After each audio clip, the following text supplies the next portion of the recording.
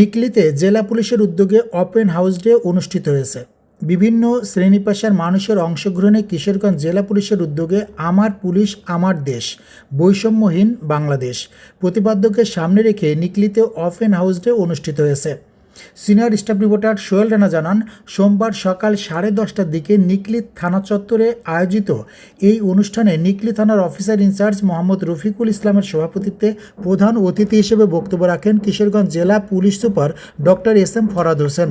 অনুষ্ঠানে উপস্থিত নাগরিকরা আসন্ন জাতীয় সংসদ নির্বাচন ও 2026 সালের গণভোটকে ঘিরে বিভিন্ন প্রশ্ন, মতামত ও প্রত্যাশার কথা তুলে ধরেন। অতিরিক্ত পুলিশ সুপার বাজিতপুর সার্কেল তৃপ্তি মণ্ডলের সঞ্চালনায় বিশেষ অতিথি ও আলোচক হিসেবে বক্তব্য রাখেন অতিরিক্ত পুলিশ সুপার মোহাম্মদ মাহমুদুল ইসলাম তালুকদার, নিকলি উপজেলা নির্বাহী কর্মকর্তা মুসাম্মদ রেহানা মজুমদার মুক্তি, নিকলি সেনা ক্যাম্পের ক্যাপ্টেন মোহাম্মদ আসিফ, নিকলি উপজেলা নির্বাচন অফিসার মোহাম্মদ মাকসুদ আলম, উপজেলা আনসার ও ভিডিপি কর্মকর্তা খাদিজা খাতুন।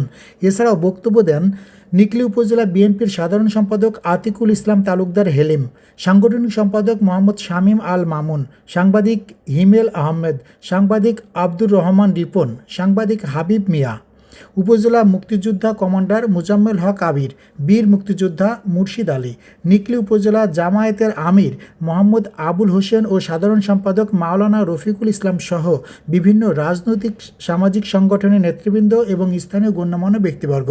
অনুষ্ঠানে সাধারণ জনগণ তাদের বিভিন্ন সমস্যা অভিযোগ তুলে ধরলে পুলিশ সুপার সহ আগত অতিথিরা তা মনোযোগ সহকারে শোনেন এবং দ্রুত প্রয়োজনীয় ব্যবস্থা গ্রহণের আশ্বাস দেন। জনগণের জানমাল রক্ষা ও আইনশৃঙ্খলা ব্যবস্থাকে জনগণের দোরগোড়ায় পৌঁছে দেওয়ার লক্ষ্যে ওপেন হাউস ডে আয়োজন করা হয়, যা ভবিষ্যতেও অব্যাহত থাকবে বলে জানান সংশ্লিষ্টরা।